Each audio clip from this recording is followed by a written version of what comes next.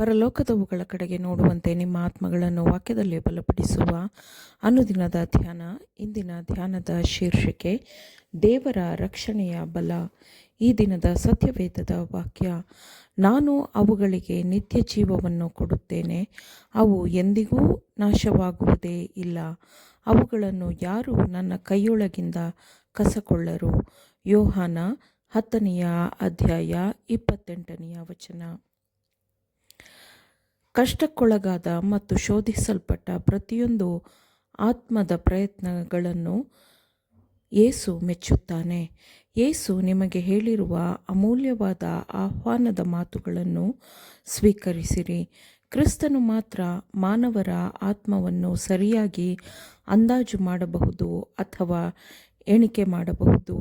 ನಿತ್ಯ ಜೀವನದ ಕಿರೀಟಕ್ಕಾಗಿ ಶ್ರಮಿಸುವವರು ಮಾತ್ರ ಸೈತಾನನ ಶಕ್ತಿಗಳು ತಮ್ಮ ವಿರುದ್ಧ ಸಜ್ಜಾಗಿರುವುದನ್ನು ಕಂಡುಕೊಳ್ಳುತ್ತಾರೆ. ಆದರೆ ಅಂತ್ಯಕಾಲದಲ್ಲಿ ಪ್ರತ್ಯಕ್ಷವಾಗುವುದಕ್ಕೆ ಸಿದ್ಧವಾಗಿರುವ ರಕ್ಷಣೆಯು ನಂಬುವವರಾದ ನಿಮಗೆ ದೊರೆಯಬೇಕೆಂದು ದೇವರು ನಿಮ್ಮನ್ನು ತನ್ನ ಬಲದಿಂದ ಕಾಯುತ್ತಾನೆ ಎಂಬುದನ್ನು ನಾವು ಜ್ಞಾಪಕದಲ್ಲಿಟ್ಟುಕೊಳ್ಳಬೇಕು.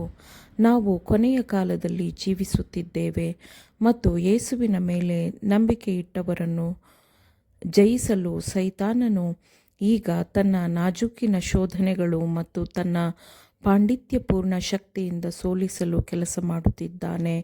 ಆದರೆ ನಾವು ದೇವರ ಬಲದಿಂದ ರಕ್ಷಿಸಲ್ಪಡಬೇಕು. ಆದುದರಿಂದ ಶೋಧನೆಯಲ್ಲಿ ದೇವರಿಗೆ ಮಹಿಮೆಯನ್ನು ಸಲ್ಲಿಸಿರಿ, ಯಾಕಂದರೆ ನಂಬುವ ಆತ್ಮವನ್ನು ಆತನು ಮಾತ್ರ ಕುತಂತ್ರಿಯಾದ ಶತ್ರುವಿನಿಂದ ನಮ್ಮನ್ನು ಜಯಶಾಲಿಗಳಂತೆ ಕಾಯುತ್ತಾನೆ, ರಕ್ಷಿಸುತ್ತಾನೆ. ಅತ್ಯಂತ ವಂಚಕನಾಗಿರುವವನು, ಆರೋಪ ಮಾಡುವವನು, ಸುಳ್ಳುಗಾರನು, ಹಿಂಸೆಪಡಿಸುವವನು ಮತ್ತು ಕೊಲೆಗಾರನೂ ಆಗಿದ್ದಾನೆ. ಇತರರು ನಿಮ್ಮ ಬಗ್ಗೆ ಏನೇನನ್ನೋ ಹೇಳುವಂತೆ ಆತನು ಮಾಡಿದ್ದರೂ ಕರ್ತನು ಪೇತ್ರನಿಗೆ ಹೇಳಿದಂತೆ, ಸೈತಾನನೇ, ನನ್ನ ಮುಂದೆ ನಿಲ್ಲಬೇಡ ಎಂದು ಯೇಸು ಅವನಿಗೆ ಹೇಳುತ್ತಾನೆ. ನನ್ನ ಮತ್ತು ಆತ್ಮದ ಮಧ್ಯೆ ನೀನು ಬರಬೇಡ. ನಾನು ಯಾರಿಗೋಸ್ಕರ ಮರಣ ಹೊಂದಿದೆನೋ ಅವರ ಮತ್ತು ನನ್ನ ಮಧ್ಯೆ ಬರಬೇಡ ಎಂದು ಸೈತಾನನಿಗೆ ಕ್ರಿಸ್ತನು ಹೇಳುತ್ತಾನೆ. ಶೋಧನೆಗೊಳಗಾದ ನನ್ನ ಸಹೋದರಿಯೇ, ಸೈತಾನನ ಶೋಧನೆಗಳಿಂದ ದೂರ ಉಳಿಯುವುದು ಮತ್ತು ಯೇಸುವನ್ನು ಸ್ವೀಕರಿಸುವುದು ನಿನ್ನ ಕೈಯಲ್ಲಿಯೇ ಇದೆ. ಯೇಸುವಿನ ಹತ್ತಿರಕ್ಕೆ ಹೋಗು ಮತ್ತು ನಿನ್ನ ಕೈಯನ್ನು ಅವನ ಕೈಗಳಲ್ಲಿ ಇರಿಸು. ಆಗ ಅವನು ನಿನ್ನ ಕೈಗಳನ್ನು ಭದ್ರವಾಗಿ ಹಿಡಿದುಕೊಳ್ಳುತ್ತಾನೆ ಮತ್ತು ಅವನು ತನ್ನಲ್ಲಿ ನಂಬಿಕೆಯನ್ನು ಇಡುವ ಆತ್ಮವನ್ನು ಎಂದಿಗೂ ಕೈಬಿಡುವುದಿಲ್ಲ. ನಿಮ್ಮಲ್ಲಿರುವ ದಕ್ಷತೆ, ಕಾರ್ಯಕ್ಷಮತೆ ಮತ್ತು ಜ್ಞಾನದಿಂದ ಅಲ್ಲ, ಆದರೆ ಯೇಸು ಕ್ರಿಸ್ತನ ಮೇಲೆ ಇಟ್ಟಿರುವ ಜೀವಂತ ನಂಬಿಕೆಯು ನಿಮ್ಮನ್ನು ಪ್ರತಿಯೊಂದು ಕಷ್ಟ ಮತ್ತು ಶೋಧನೆಯಿಂದ ಬಿಡಿಸುತ್ತದೆ. ತಾಳ್ಮೆಯಿಂದ ಕಾಯಿರಿ, ಎಚ್ಚರವಾಗಿರಿ ಮತ್ತು ಪ್ರಾರ್ಥಿಸಿರಿ ಮತ್ತು ವಾಗ್ದಾನಗಳನ್ನು ದೃಢವಾಗಿ ಹಿಡಿದುಕೊಳ್ಳಿರಿ. ನಿಮ್ಮ ಶತ್ರುಗಳು ನಿಮ್ಮ ಆತ್ಮವನ್ನು ಎಷ್ಟೇ ಗಾಯಗೊಳಿಸಿದರೂ ಅವರನ್ನು ಕ್ಷಮಿಸಿರಿ ಮತ್ತು ಕ್ರಿಸ್ತನಲ್ಲಿ ನಂಬಿಕೆ ಇಡುವ ಮೂಲಕ ದಿಕ್ಕಿಲ್ಲದ ಸ್ಥಳದಲ್ಲಿ ಬಂಡೆಯ ನೆರಳಿನಂತೆ ಆತನಿರುವುದನ್ನು ನೀವು ಕಂಡುಕೊಳ್ಳುತ್ತೀರಿ. ಕೆಟ್ಟದ್ದಕ್ಕೆ ಒಪ್ಪಿಸಲ್ಪಟ್ಟಾಗ ನಿಮ್ಮನ್ನು ಬಿಡುಗಡೆ ಮಾಡಲು ಪ್ರಯತ್ನಿಸುವ ದೇವರ ವಿರುದ್ಧ ಪಾಪ ಮಾಡುವ ಬದಲು ಕ್ರಿಸ್ತನ ನಿಮಿತ್ತ ಧರ್ಮದ ದುಃಖ ಕಷ್ಟದ ಹೊರೆಯನ್ನು ಸಹಿಸಿಕೊಳ್ಳಿರಿ.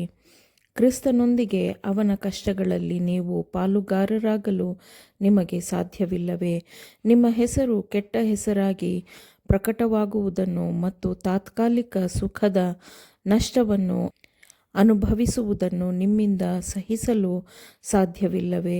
ನಿಮ್ಮ ಮೇಲೆ ಸುಳ್ಳು ಆರೋಪ ಹೊರಿಸಿರಬಹುದು, ಆದರೆ ಯೇಸು ನಿಮಗಾಗಿ ಇದನ್ನೆಲ್ಲ ಹೊತ್ತುಕೊಂಡಿದ್ದನೆಂಬುದನ್ನು ನೆನಪಿನಲ್ಲಿಡಿರಿ ಮತ್ತು ಕಷ್ಟಗಳಲ್ಲಿ ಬೇಸರಗೊಳ್ಳಬೇಡಿರಿ. ಕೆಟ್ಟದ್ದನ್ನು ಒಳ್ಳೆಯದರಿಂದ ಜಯಿಸಿರಿ. ನೀವು ಕಹಿಯಾಗಿ ಯೇಸುವಿನಿಂದ ದೂರವಾಗಬೇಡಿರಿ. ಆತನು ನಿಮ್ಮನ್ನು ಪ್ರೀತಿಸುತ್ತಾನೆ. ನಿಮ್ಮ ನಂಬಿಕೆಯನ್ನು ಆತನ ಮೇಲೆ ಇರಿಸಿರಿ. ಯೇಸು ಶೋಧನೆಗೊಳಗಾದ ಆತ್ಮವನ್ನು ನೋಡುತ್ತಾನೆ ಮತ್ತು ಮುರಿದ ಜಜ್ಜಲ್ಪಟ್ಟ ಹೃದಯಕ್ಕೆ, ಪಶ್ಚಾತ್ತಾಪಪಟ್ಟ ಹೃದಯಕ್ಕೆ, ವಿಧೇಯ ಮನೋಭಾವಕ್ಕೆ ಆತನು ಕೃಪೆ ಮತ್ತು ಸಾಂತ್ವನವನ್ನು ನೀಡುತ್ತಾನೆ. ಆಮೇನ್. ದೇವರ ವಾಕ್ಯಗಳನ್ನು ಶ್ರದ್ಧೆಯಿಂದ ಆಲಿಸುವವರು ಮಾತ್ರವೇ ಆಗಿರದೆ ಪಾಲಿಸುವವರೂ ಆಗುವಂತೆ ನಿಮ್ಮನ್ನು ಉತ್ತೇಜಿಸುತ್ತೇನೆ. ಪರಿಶುದ್ಧಾತ್ಮನ ಸಹಾಯದಿಂದ ಆಲಿಸಿದ ನಿಮ್ಮೆಲ್ಲರಿಗೂ ಧನ್ಯವಾದಗಳು. ಮತ್ತೆ ದೈನಂದಿನ ಧ್ಯಾನಕ್ಕಾಗಿ ನಾಳೆ ಸಂಧಿಸೋಣ. ಆಮೇನ್.